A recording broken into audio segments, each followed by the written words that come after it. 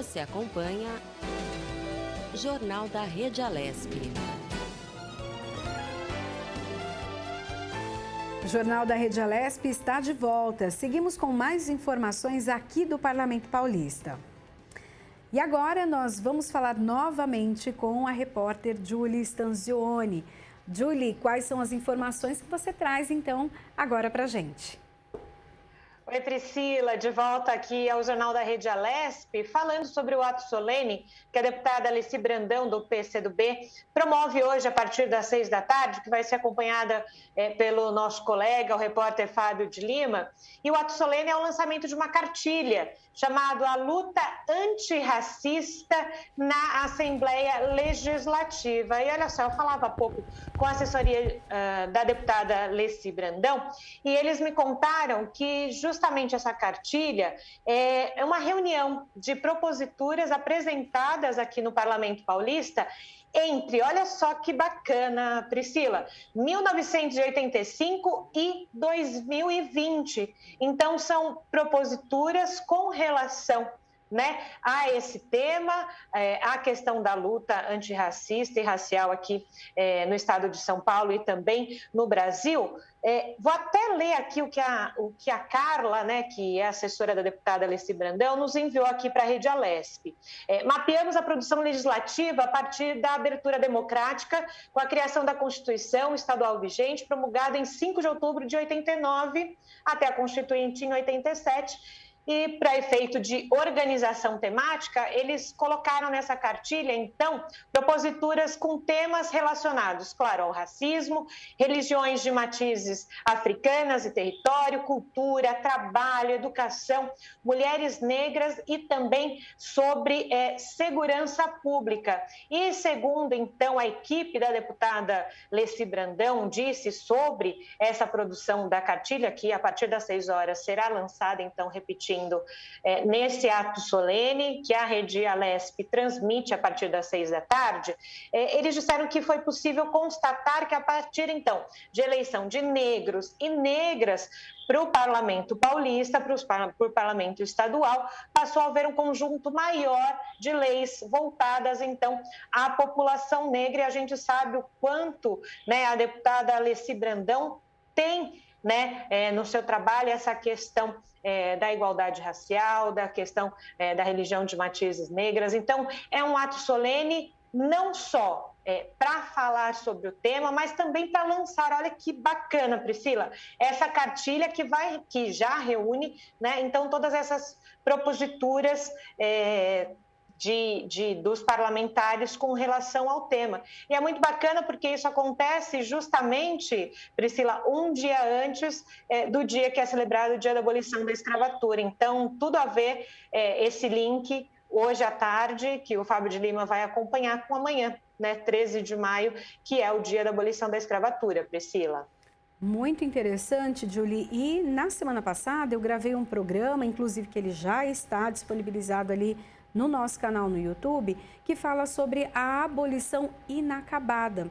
Eu conversei com a presidente da comissão da OAB, uma das comissões que falam ali sobre a escravidão.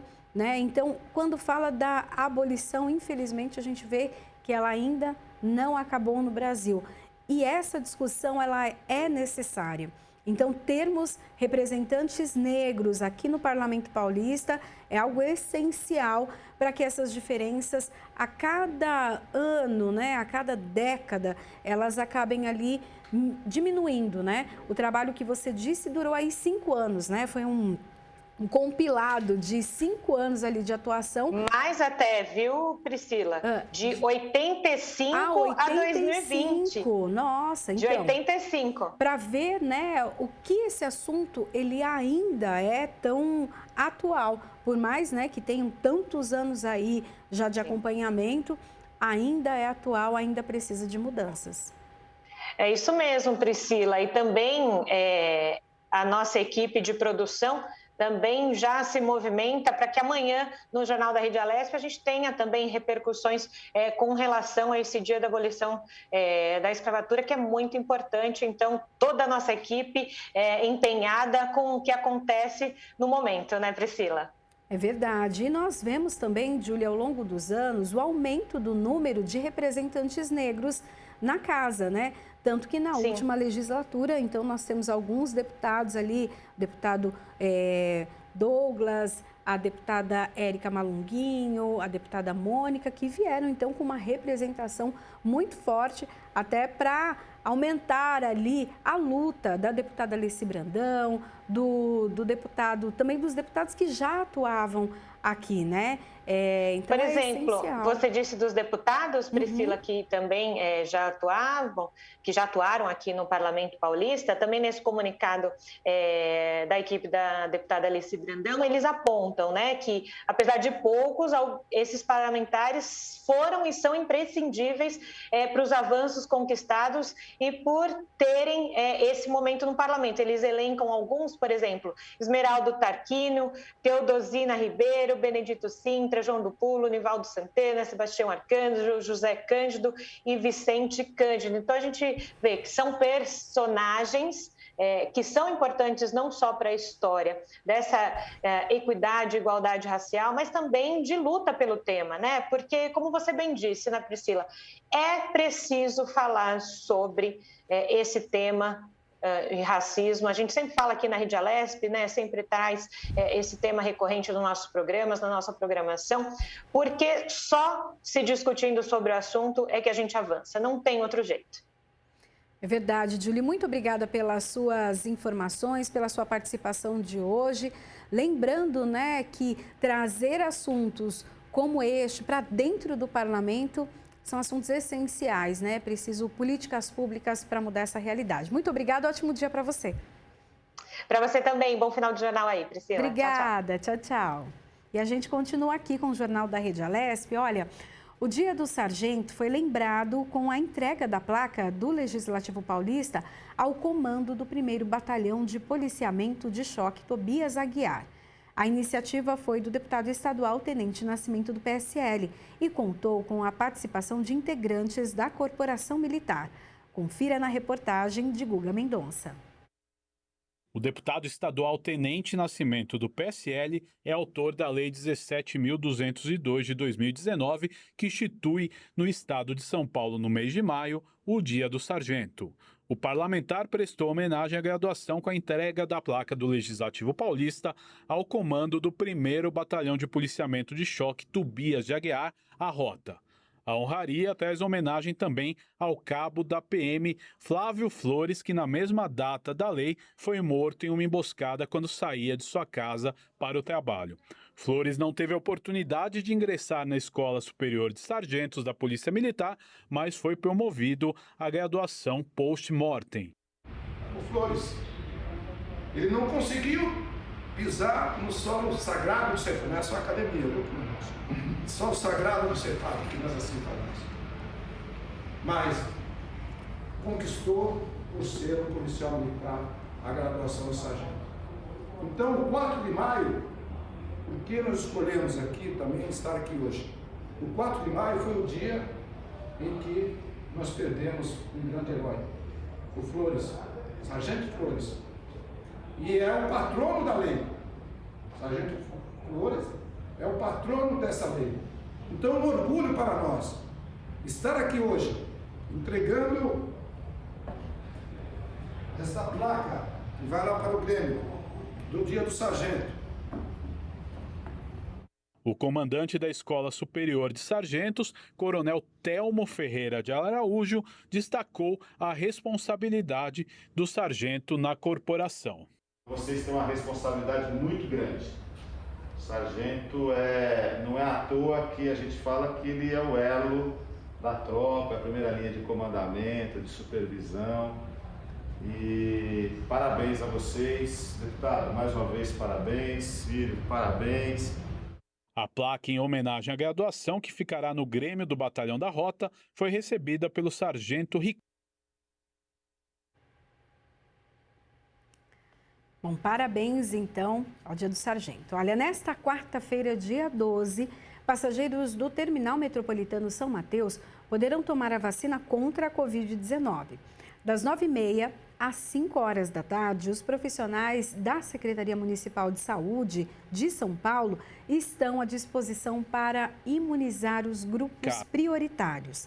A ação prioriza pessoas com comorbidades de 55 a 59 anos e comprovante de condição de risco, com exames, receitas, relatório ou prescrição médica, além dos idosos com 60 anos ou mais. Para receber a dose, o passageiro também deve apresentar um documento de identidade, preferencialmente CPF ou o cadastro de pessoa física. Seguindo as diretrizes do Programa Nacional de Imunização, após prioridade do público-alvo estabelecido, também haverá aplicação de profissionais de saúde com mais de 18 anos. A programação faz parte da campanha municipal de vacinação do município de São Paulo contra a Covid-19, que tem o objetivo de vacinar as pessoas que compõem os grupos prioritários no menor tempo possível. E o Instituto Butantan entrega hoje ao Ministério da Saúde mais 1 milhão de doses da Coronavac, a vacina contra a Covid-19, produzida pelo Instituto em parceria com o laboratório Sinovac. Com o carregamento, o Instituto completa as 46 milhões de doses previstas no primeiro contrato firmado com o governo federal. As entregas começaram a ser feitas no dia 17 de janeiro. No cronograma inicial, ela seria finalizada no final de abril. Entretanto, problemas na liberação dos insumos na China provocaram atrasos na produção e envio ao governo federal. Na sexta-feira, dia 14 de maio, uma nova remessa deverá ser destinada ao Programa Nacional de Imunização, referente ao segundo acordo firmado entre o Instituto e o governo federal para fornecimento das 54 milhões de doses. Após esse envio, não há previsão de quando o Instituto Butantan conseguirá fazer novas remessas. O Instituto suspendeu o invase por falta de insumos da vacina. A expectativa é de que o Butantan receba um novo lote de matéria-prima até o próximo sábado, dia 15. No início dessa semana, o governador João Dória disse que cerca de 10 mil litros de insumo produzidos pela Sinovac aguardavam liberação para serem enviadas, então, ao Brasil. Na ocasião, o diretor-presidente do Instituto Butantan, Dimas Covas, alertou quanto ao risco do Brasil ficar sem receber insumo e disse que o Programa Nacional pode ser afetado a partir de junho. Olha, agora nós vamos falar sobre a situação do turismo no estado de São Paulo. O estado recebeu mais de 16 milhões de turistas por conta da pandemia de Covid-19, de acordo com os dados do Balanço Econômico do Turismo Paulista de São Paulo. E sobre esse assunto, os prejuízos, os impactos, que nós vamos conversar agora com o secretário estadual de Turismo de São Paulo, Vinícius Lumertz. Secretário, seja bem-vindo aqui ao Jornal da Rede Alesp. Eu queria que o senhor contasse um pouco para a gente, sobre os impactos que o setor de turismo teve, então, nesse período de pandemia. Oi, Priscila. Bom dia a todos. Eu estou aqui distante e numa sala aqui com condições de retirar máscara nesse momento. Falar mais próximo de vocês. As coisas do turismo melhoraram no final do ano passado. No outubro, novembro e dezembro foram bons momentos da saída de uma crise que foi muito profunda no Brasil, em São Paulo, e estava sendo no mundo inteiro. Só que a nossa saída não foi feita com segurança. Então, nós tivemos a segunda onda. E aí nós sofremos janeiro, fevereiro, março. Março nós estamos com 1.100 voos contra 3.500 voos, para você ter ideia, na virada do ano. Nós ficamos a 1/3 do que nós tínhamos, que era 60% do que tínhamos no passado. Então é 20% de tudo. Então é realmente uma situação ainda que requer muita preocupação, porque o que nós queremos é justamente retomar daqui para frente aos níveis que nós tínhamos no passado. E o que é que garante isso, o que permite isso? É vacinação. Todas as outras histórias que foram contadas, infelizmente, aí, que atrasaram a vida do Brasil, no que diz respeito às pessoas saberem que tem que tomar cuidado, que tem álcool gel, é máscara, é cuidado, é afastamento, etc. Essa indisciplina que foi criada, contra a disciplina, disciplina versus indisciplina, e com as indecisões sobre a compra de vacinas no ano passado pelo governo federal, que perdeu um contrato de 70 milhões de vacinas, deixou o ritmo de vacinação dependendo muito de São Paulo, que foi combatido. Nós fomos combatidos por estarmos trazendo uma vacina que foi muito atacada. Eu não vou entrar muito nisso, porque é um assunto chato, e desagradável ter que discutir isso, mas é um fato concreto e que nos traz até aqui. Ou seja, a retomada nesse momento, se nós tivéssemos tido mais vacinas, nós já estaríamos mais próximos e estaríamos possivelmente fora do risco de uma terceira onda. Por que nós estamos no risco da terceira onda? Porque nós estamos num nível ainda baixo de imunização. Porque quando chega, por exemplo, como os Estados Unidos chegou a índices mais altos de imunização, quando passa de 40% nessa faixa, que é o que os Estados Unidos têm hoje de segunda vacinação, perto de 40%, as reservas de hotéis começam a aumentar, porque já começa as pessoas começam a voltar a viajar, porque você já percebe uma rampa de chegada nos 70%, 80%, que é o que a Inglaterra e os Estados Unidos devem chegar em junho com imunização. No nosso caso não é assim. Nós estamos correndo risco de terceira onda, enquanto nós vacinamos. O que nós fizemos? Nós contratamos a FIA-USP, fizemos um estudo de cenários, projetando o nível de vacinação que a gente tem hoje, que nós temos hoje.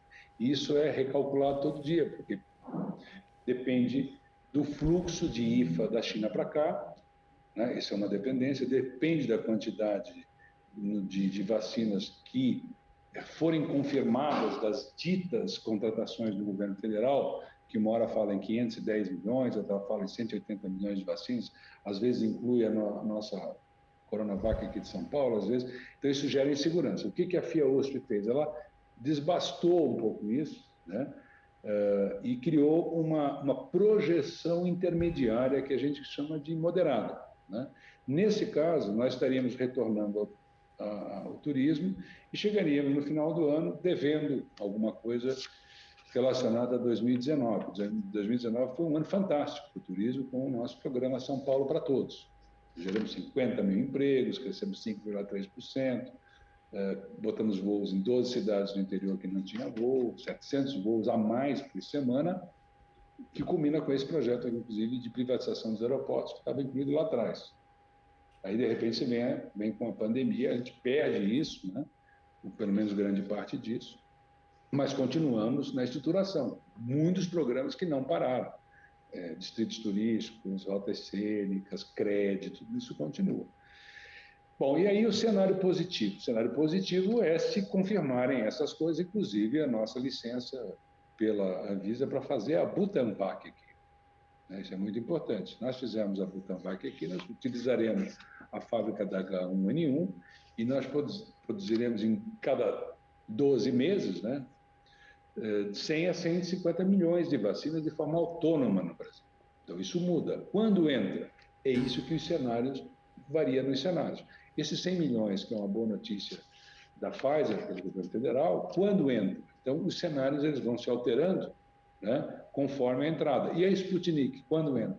Então, o cenário vai se alterando. Se vier mais coisas positivas, há tempo de não voltar o índice de transmissão a crescer, os hospitais a ficarem ocupados de volta, porque nós conseguimos retroceder, principalmente em São Paulo, que é o hub brasileiro. Aqui estão os aeroportos, aqui estão os voos, aqui estão as conexões das maiores estradas do Brasil, quer seja dentro de São Paulo, quer seja Minas, Rio e para o Sul. Aqui está o conjunto econômico que representa, na soma, a conexão Sul-Sudeste, 80% do PIB brasileiro. 80%. Estão ligados nos nossos aeroportos, nas nossas estradas aqui do estado de São Paulo. Por isso, o combate aqui sempre foi muito duro. E as previsões, é muito importante observar e reconhecer, nesse caso, o que foi feito aqui.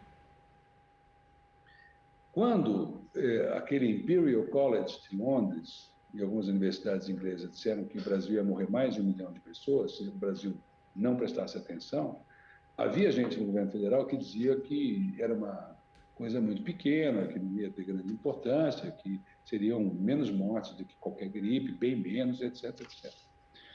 Aí você olha para os números aqui em São Paulo de UTIs. Nós tínhamos 3.500 UTIs. Nós estamos com 14.200. E chegamos há um mês atrás com mais de 90% de ocupação. 3.500 para 14.200. Ora, se isso não tivesse acontecido, nós teríamos tido aqui uma crise sanitária muito maior do que nós já temos no Brasil, inclusive com efeito no resto do país, e teríamos que ter fechado os aeroportos, fechado as estradas, se evitou muito por aqui. Para vocês terem uma ideia, a Espanha tem 4.500 UTIs e a França 6.000. Nós botamos uma França de UTIs no ar esse ano aqui em São Paulo. Então, a história vai contar isso tudo. Isso vai ser contado, esse sacrifício e esse desgaste, inclusive, para o nosso governo, o governo do governador João Dória, porque isso precisava ser feito e foi feito. E as informações foram dadas em coletivas que nos desgastaram, porque havia alguém que dizia no governo federal, isso não precisa, nada disso precisa, nada precisa. Enquanto o mundo inteiro aprendeu rapidamente. Vamos pegar o caso da Grã-Bretanha, que está agora abrindo. O primeiro-ministro da Grã-Bretanha, no início, disse, não, vamos fazer imunidade de rebanho.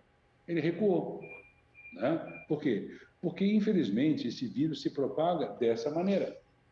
É assim que ele é. E só a vacina segura. Nem esses outros medicamentos não são vacinas. Vacinas são vacinas.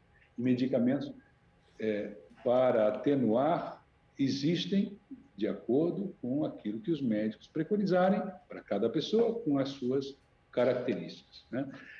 Bom, cenários são 3 aí para nós, basicamente. Né? E todos eles dependem de quantidade de vacinas. No final das contas, se nós tivéssemos todas essas vacinas ou tivéssemos começado antes, nós estaríamos terminando esse ano com um turismo bem maior que aquele que nós vimos acontecer em 2019. Tal é a vontade das pessoas de viajar, que nós vimos começar no final do ano passado.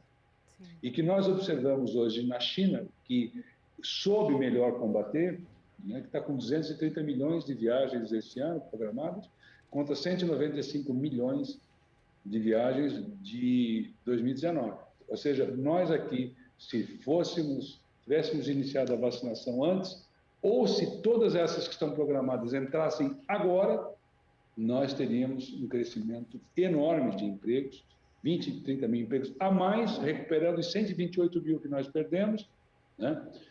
Com uma grande retomada que só o turismo tem condições de fazer daqui para frente. Turismo e serviço, né? Com eventos, viagens e tudo mais, pode fazer pela economia de São Paulo. De outro lado, nós estamos trabalhando duro na institucionalização de programas que transformem, depois dessa retomada, o turismo de São Paulo num turismo muito mais forte que o anterior, com os programas que nós iniciamos e não paramos de desenvolver. Secretário, eu quero agradecer a participação do senhor hoje no Jornal da Rede Alesp e tem, né, essa grande expectativa. Ao mesmo tempo que nós temos, né, notícias de mais uma onda de Covid, mas todos nós estamos com uma expectativa muito grande para viajar, né? Precisamos também esparecer, então eu acredito que seja um ponto positivo para a retomada, então, da economia no setor. Muito obrigada, ótimo dia para o senhor, viu? Obrigado, Priscila, obrigado a você e um grande abraço a todos os ouvintes da Rede Alesp. Obrigada, ótimo dia de trabalho. Bom, olha, o pagamento via aplicativo WhatsApp começou a valer no Brasil. Ao longo das próximas semanas será habilitado para todos os brasileiros. As instituições parceiras neste primeiro momento são bancos e os consumidores podem então cadastrar cartão de débito, pré-pago ou combo de 1 ou 2 bancos parceiros para fazer pagamentos pelo aplicativo. Ainda não é possível incluir cartões de crédito nos pagamentos feitos pelo aplicativo de mensagens. Mas pode ter certeza que daqui a pouquinho vão inventar essa parte também que ainda não foi incluído. Olha, e as exportações de café verde, né, no Brasil, atingiram 3,03 milhões de sacas de 60 quilos em abril, queda de 7,1% ante igual período do ano passado. O número foi apresentado pelo Conselho dos Exportadores de Café do Brasil, o SECAF. Segundo o Conselho, foram embarcadas 2.700.000 sacas de café arábica no mês passado, recuo de 8,3% na comparação anual, enquanto as exportações de café robusta registraram alta de 4,6% a 331 mil sacas. Olha, de acordo com o Conselho, apesar dos números, diante dos desafios logísticos, o setor teve um desempenho positivo. É difícil não encontrar alguém, né, que não gosta de café, então sempre é um setor que dá muito certo. Olha, um estudo realizado na Indonésia constatou que a eficácia da vacina Coronavac em relação a mortes em profissionais de saúde chegou a 98%. Em 96% dos casos, a eficácia da vacina preveniu internações de médicos e enfermeiros. A pesquisa foi feita com profissionais da saúde da capital, Jacarta, que receberam a Coronavac em janeiro e março deste ano. Para falar agora sobre o Dia Internacional da Enfermagem, né, dia 12 de maio, hoje, que comemora-se então o Dia Mundial da Enfermagem e o Dia do Enfermeiro, em homenagem a Florencio Nightingale, marco da enfermagem moderna no mundo. Sobre esse assunto, nós vamos conversar agora com o James Francisco dos Santos. Ele é presidente do COREN, o Conselho Regional de Enfermagem de São Paulo. Boa tarde, seja bem-vindo aqui ao Jornal da Rede Alesp. Boa tarde, Priscila. Boa tarde a todos os ouvintes que nos estão assistindo nesse momento. Vamos falar um pouquinho, então, desse dia que é tão importante, principalmente levando em consideração que esses profissionais foram e são essenciais nesse momento de pandemia, né? É um dia extremamente importante para a enfermagem do mundo inteiro. Hoje nós comemoramos o dia 12 de maio, o Dia Internacional dos Enfermeiros, em relação ao nascimento de Florence Nightingale, uma enfermeira que dedicou a sua vida para mudar o cenário da enfermagem no mundo, né? Lá no ambiente da Guerra da Crimeia, ela conseguiu mudar a mortalidade de 40% para 2%, utilizando medidas bem simples e que hoje nós recomendamos no momento de pandemia porque vai salvar muitas vidas, que é a higienização das mãos com água e sabão ou álcool gel, que é a separação dos doentes graves dos não graves e a visita à beira-leito. E isso faz parte da nossa rotina de enfermagem, né? Nós trabalhamos diuturnamente ao lado dos nossos pacientes, tentando ajudar cada vez mais aqueles que necessitam. Contudo, a nossa enfermagem tem, ao longo desses 15 meses, aí, sofrido bastante com essa situação de pandemia. Temos tido diversos afastamentos dos profissionais de enfermagem, dos seus familiares, por medo de transmissão do vírus para eles. Mais de 60% dos profissionais se afastaram dos seus familiares justamente para evitar que houvesse a contaminação nesse momento em que nós ainda não tínhamos a vacinação e hoje ainda seguimos com toda essa dificuldade. Realmente a enfermagem tem feito um trabalho de mudança de cultura ao longo desses meses, mudando protocolos, se adaptando às rotinas de trabalho e promovendo o melhor da assistência aos nossos pacientes. Hoje também os enfermeiros ganharam uma nova função, né? Por conta da Covid-19, em que as pessoas não podem receber ali visitas dos seus familiares, eles também acabaram sendo a única, né? O único elo ali emocional também. Sim, a enfermagem ela sempre teve esse papel de estar ao lado dos seus pacientes, de assisti-los com empatia, com um olhar diferenciado para o lado humano, né? A profissão enfermagem ela é dotada dessas características que hoje são muito úteis no nosso dia a dia. Lembrar que a nossa população a população dos hospitais ela ficou totalmente separada dos seus entes queridos, os seus familiares não têm acesso e esse sentimento de solidão é muito ruim para os nossos pacientes que têm uma debilidade clínica. Então a enfermagem tem, através de medidas simples, mudado a perspectiva do cenário emocional desses pacientes, trazendo a eles a possibilidade de, através de videochamadas, de chamadas de áudio para os familiares, fazendo mãozinhas para aquecer a mão dos pacientes, fazendo um diário afetivo, levar a esses pacientes que ficaram isolados por diversos motivos um momento de carinho e de conforto para ajudá-los nessa missão aí de se recuperar da Covid-19. É verdade. Às vezes utilizando seus próprios equipamentos, né? Seus próprios celulares ali, disponibilizando acesso à família, né? Com a vacinação dos profissionais da saúde, o que vocês já perceberam de impacto? Porque, infelizmente, muitos foram infectados, muitos adoeceram de forma grave e vieram a óbito, né?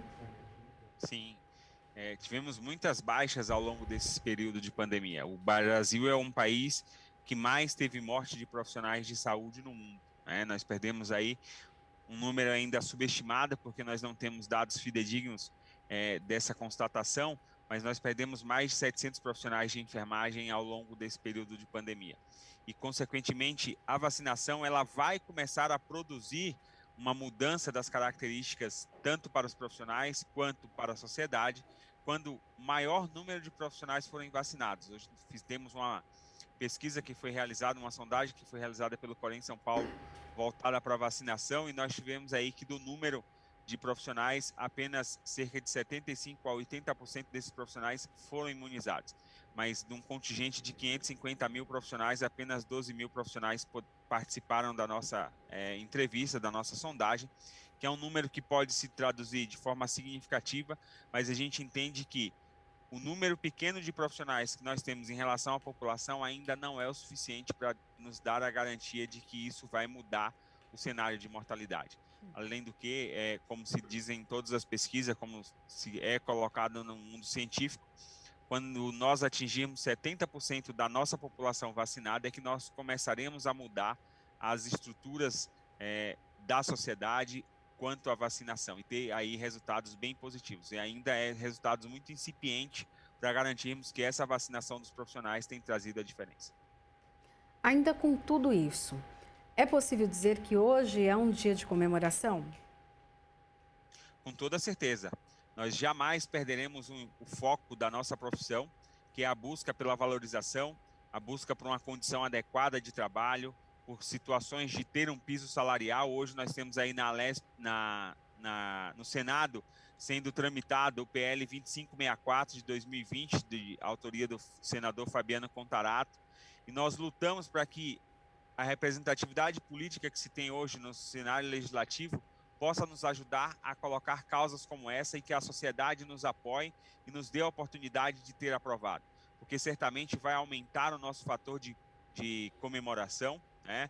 Nós precisamos comemorar, mesmo frente a todas as perdas que nós temos, ainda temos aí a possibilidade de ter profissionais comprometidos, que são proativos e que mudam cenários com o seu trabalho diário.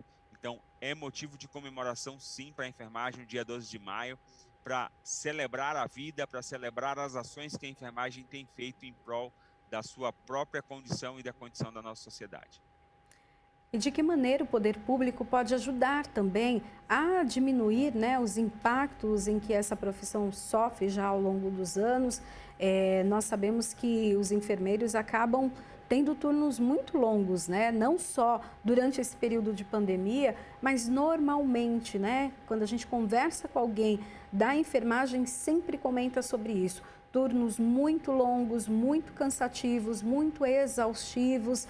Como mudar essa realidade para que também a população seja atendida de uma forma diferenciada também, né? Às vezes até alguém reclama, fui mal atendido ou a pessoa não estava ali no seu melhor dia. Mas imaginando que se trabalha ali, sei lá, 16, 18, 20 horas, fica complicado, né? A grande maioria dos profissionais de enfermagem tem mais de um vínculo empregatício. Então, isso nos leva a entender que eles vão ter jornadas de, no mínimo, 12 horas. Alguns têm jornadas de 24 ou até 36 horas, a depender do seu regime de trabalho. Então, isso é realmente um fator de desgaste muito grande. Associado à situação de pandemia, isso se torna muito pior. Por isso, nós temos aí um cenário de adoecimento mental desses profissionais de enfermagem que precisam ser trabalhados. A sua pergunta foi como a sociedade pode nos ajudar, como os políticos podem nos ajudar nesse momento.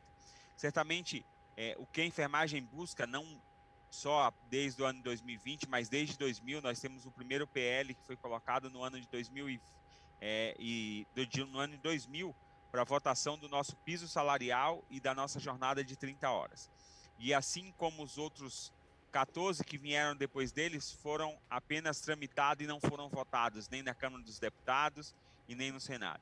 Então, o que nós podemos fazer é pedir a mobilização da sociedade que hoje entende que sem saúde não se faz enfermagem, e nós dizemos que quando a enfermagem avança, a sociedade avança, a saúde avança, porque profissionais seguros, profissionais com boas qualidades de trabalho, são profissionais que podem oferecer à sociedade um cuidado muito mais seguro e de qualidade, porque nós não teremos profissionais cansados, profissionais adoecidos e que são muito mais suscetíveis a cometerem desvios, não em decorrência de má índole, mas em decorrência do próprio cansaço, da própria exaustão que esses profissionais são levados diariamente. Bom, quero agradecer então a participação de James Francisco dos Santos, presidente do COREN, o Conselho Regional de Enfermagem de São Paulo, e também parabenizar a todos os profissionais por esse dia que é tão importante. Obrigado, Priscila. É um prazer enorme poder participar, trazer à sociedade o trabalho da enfermagem. Nós criamos nesse mês de maio, o Maio Verde Esmeralda, para valorizar a nossa profissão e conversar e dialogar com a sociedade, mostrando o valor que cada um dos profissionais tem. E fica aqui o abraço deste presidente a todos os profissionais e enfermeiros que comemoram hoje o Dia Internacional. E no próximo dia 20 de maio nós teremos a comemoração dos nossos auxiliares e técnicos de enfermagem. Então, meu muito obrigado a cada um dos profissionais de enfermagem e à sociedade que nos acolhe. Muito obrigada, ótimo dia. Nós também deixamos aqui da Rede Alesp os nossos agradecimentos e os parabéns a vocês. Bom, quase 55 milhões de brasileiros já foram imunizados contra a Covid-19. 18 milhões e 300 mil deles já receberam a segunda dose da vacina, o que equivale a 8% de toda a população nacional já imunizados com as duas doses. O percentual para a primeira dose chega a 17% de todos os brasileiros vacinados. São Paulo já vacinou 13 milhões e 700 mil pessoas, 8 milhões delas com a segunda dose. Isso representa que 19% da população do estado, então, já está imunizado. Os dados são das secretarias estaduais de saúde e foram computados até 8 horas da noite de ontem. A CPI da Covid ouve hoje o ex-secretário de Comunicação da Presidência da República, Fábio, que já disse ter provas de que a culpa pelo atraso da aquisição de vacinas contra a Covid-19 da Pfizer foi do Ministério da Saúde.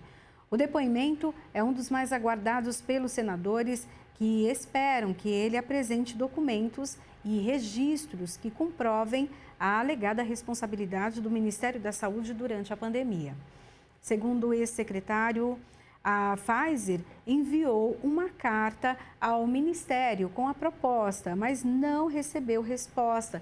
E por isso, o ex-secretário teria assumido a frente na negociação com o aval da Presidência da República. Bom, e agora nós vamos... Bom, a gente vai daqui a pouquinho para mais uma entrevista, mas por enquanto vamos continuar aqui com as informações do Parlamento Paulista. Falamos de São Paulo, do Brasil e do mundo para deixar você cada vez mais informado aí em casa. Olha, o atacante Gabriel do Flamengo doou um respirador mecânico para o Hospital Maria do Vale Pereira, na cidade de Tabapuã, na região de Catanduva, no interior do estado de São Paulo. Olha, segundo Vivian Candolô Lourenço, que é gerente do hospital, o jogador teria se sensibilizado com a situação difícil do estabelecimento. O equipamento será utilizado para ajudar no tratamento de pacientes que estão em estado grave da Covid-19 e está avaliado em R$ 84 mil. Anteriormente, o hospital contava com apenas um respirador, mas que precisava passar, então, por manutenção. De acordo com o gerente do hospital, agora ele vai poder enviar o respirador antigo para manutenção e depois vai ter 2 equipamentos para tratar os pacientes. Até o momento, Tabapuã tem 1.004 casos e 32 mortes por Covid-19. A população do município era estimada pelo IBGE em 12.485 pessoas em 2020. A cidade de Borá, no interior paulista, com apenas 838 habitantes, registrou a primeira morte por Covid-19 desde o início da pandemia. Um morador de 50 anos que contraiu a doença na semana passada não resistiu. Nesta terça-feira, Borá registrava 85 casos positivos do coronavírus, 13 deles estão em isolamento domiciliar e 2 foram internados, mas passam bem. Apenas 5 dos 645 municípios paulistas ainda não registraram óbito, pelo menos pelo novo coronavírus. Bento de Abreu, Fernão, Lucianópolis, Sagres e São João do Pau-d'Alho. São Paulo registra mais de 101.000 mortes por Covid-19. Olha, o governador João Dória autorizou ontem o início das obras das clínicas veterinárias estaduais do programa Meu Pet, nos municípios de Araçatuba e Votuporanga. As unidades oferecerão atendimento regionalizado para os animais domésticos. No total, serão investidos 10 milhões de reais para a construção e equipamentos, somando as 2 unidades. Os serviços gratuitos serão oferecidos para cães e gatos, como consultas veterinárias, cirurgias e exames de ultrassom, raio-x e endoscopia. Cada clínica será construída em terrenos cedidos pelas respectivas prefeituras, com uma estrutura de 480 metros quadrados e contará com salas cirúrgicas e equipamentos. As obras devem ser concluídas até o fim do ano. Segundo a Organização Mundial de Saúde, 60% das doenças infecciosas humanas são zoonoses e 75% dos agentes patológicos que causam as doenças nos seres humanos são de origem animal. Vamos para mais informações aqui no Jornal da Rede Alesp. Olha, 33 idosos foram infectados pela Covid-19 em um asilo na cidade de Lavras, interior mineiro. Olha, todos foram vacinados por um funcionário da instituição que também testou positivo para o coronavírus. A prefeitura considera o fato como surto e está monitorando o asilo. Segundo a direção da Casa de Idosos, todos estão bem e a maioria dos infectados não apresenta sintomas da doença.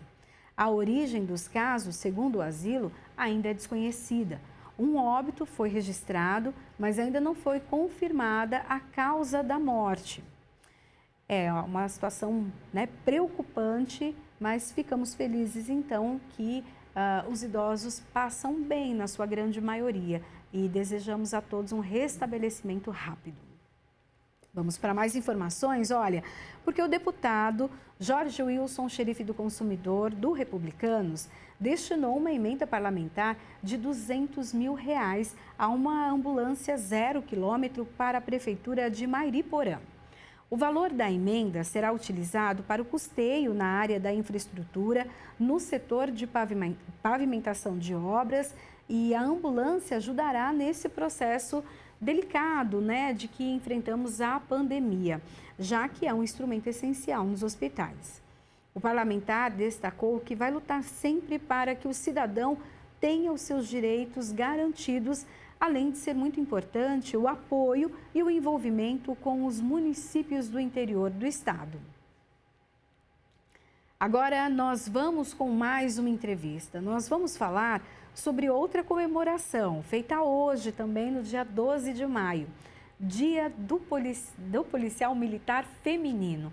Olha, a data instituída pela Lei Estadual 11.249 de 2002 homenageia as agentes femininas De acordo com a Polícia Militar, é uma data em que as heroínas da vida real são homenageadas pela abnegação, dedicação e a boa vontade em servir ao próximo e à sociedade paulista. Sobre esse assunto, nós vamos conversar agora com o Daniele Oliveira de Freitas, que é coronel da Polícia Militar. Boa tarde, seja bem-vinda. Aqui é o Jornal da Rede Alesp. Boa tarde, estão me ouvindo?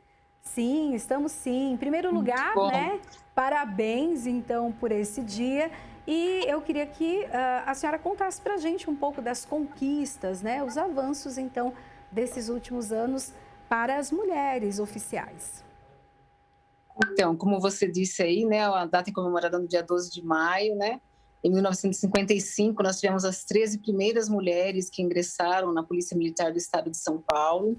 E até hoje estamos aí ocupando vários locais, várias áreas de atuação, de destaque, crescendo, empoderando as mulheres na nossa instituição, uma instituição extremamente legalista na questão de direitos humanos, há oportunidade para todos, independente do gênero, né? Então, é muito gratificante ser policial militar. Então, são muitas conquistas mesmo ao longo aí de quase 70 anos de história da Polícia Militar Feminina no estado de São Paulo. É uma curiosidade, né, para vocês, nós que ajudamos a formar as agentes, né, das Forças Armadas do nosso país, né, que começaram a ingressar as mulheres nas Forças Armadas a partir do ano de 1980. Então, a gente fez história. A Polícia Militar do estado de São Paulo fez história com a colocação de mulheres em seus quadros de organização. Hoje, as mulheres ocupam todos os setores da Polícia Militar. Houve aí um aumento também ao longo dos anos? Sim, no início eram só essas 13, né? Hoje nós representamos mais de 15% do efetivo da Polícia Militar do Estado de São Paulo. Temos as mesmas garantias de acesso, promoção. Todos os locais existem mulheres trabalhando. Eu trabalho aqui no Centro de Operações da Polícia Militar e eu julgo dizer que mais de 50% do meu efetivo é composto por policiais femininas, policiais essas que são mães, donas do lar, guerreiras e que estão aí aptas a atender a população de bem do nosso estado, como você disse anteriormente. E quais os principais desafios, então, de ser uma mulher na polícia, né? Eu acredito que para qualquer pessoa, né, aquela que tem um sonho a ser realizado, é sempre desafiante, né? Para as mulheres também. A gente tem uma dupla jornada, né? Às vezes eu brinco com o pessoal que é uma tripla jornada, né? Que a gente chega em casa, tem que cuidar da casa também, tem os filhos e ainda tem que se dedicar aqui o máximo possível ao trabalho. Mas a gente é uma profissão apaixonante. A gente, quando vem para cá, é porque gosta de pessoas, gosta de lidar com a população, gosta de servir e proteger a todos. Então, a gente é muito feliz nessa profissão, quando a gente opta por trabalhar na Polícia Militar. Então, são desafios que eu acho que acredito que qualquer mulher, né, na profissão que escolhe, enfrenta. Os homens também, né? Toda profissão que você se dedica a ajudar outras pessoas são profissões que te dão desafios diários, né? Todos os dias vencer um desafio. Mas é muito bom. Bom, eu conversei então com o Daniele Oliveira de Freitas, coronel da Polícia Militar. Muito obrigada por trazer um pouco dessa história para a gente e também parabenizo a senhora em nome, então, de todas as oficiais, né, que realmente fazem um trabalho brilhante, enfrentam, bom, como nós dissemos no começo, são as verdadeiras heroínas, né? Sim, eu que agradeço a oportunidade. Quero deixar aqui o meu parabéns também à outra coronel que nós temos na corporação, somos só duas hoje, né? Eu e a coronel Mônica, que é a nossa diretora de pessoal. Queria deixar o meu parabéns para ela e, na pessoa da coronel Mônica, parabenizar a todas as policiais femininas de São Paulo e do Brasil neste 12 de maio, no dia, né, no mês das mães também, né, que fique claro aí, que comemoramos aí o Dia da Policial Feminina. Parabéns a todos, parabéns a você também nessa profissão aí de jornalista, que também é desafiadora, né? Tanta coisa a gente vê e tanta coisa a gente tem que informar, né, quando a gente trabalha na imprensa. Então, parabéns para todas as mulheres de forma geral. Muito obrigada. Bom, um mês muito especial, né? Um mês de Dia das Mães, que a gente já coloca o mês todo para as mães, também da enfermagem, das policiais, então um mês muito importante. Bom, eu recebo já aqui no nosso estúdio Jeremias Gomes, que daqui a pouquinho vai apresentar, então, o programa Tribuna Virtual. É isso, Jeremias? Exatamente, é o programa que traz aí os parlamentares para dar as principais notícias aí de todo o estado de São Paulo, né? Parabéns aí pelo jornal, acompanhei bastante e o dia... Esse mês da mulher é muito importante. E as policiais sempre aqui presentes aqui no Parlamento Paulista, né? Um trabalho muito importante. Muito obrigado, viu, Priscila, por me verdade. receber. Bom, e agora eu passo, então, o bastão. Você fica com o programa agora? Eu fico com o programa agora. Daqui a pouquinho vocês vão acompanhar ao vivo. Tá ótimo. Um ótimo dia para você. O Jornal da Rede Alesp fica por aqui. Palavra agora